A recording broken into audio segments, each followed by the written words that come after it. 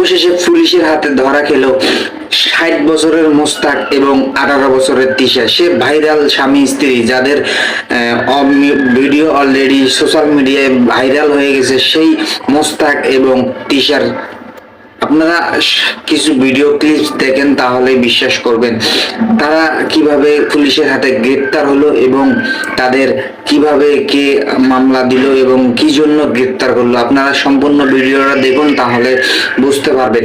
সে viral দম্পতি তারা পুলিশের হাতে গ্রেপ্তার হয়েছে, তাদেরকে পুলিশের আওতায় আনা হয়েছে। 60 বছর বয়সের মোস্তাক এবং 18 বছরের তিশা। আপনারা চলুন ভিডিওটা দেখে আসি।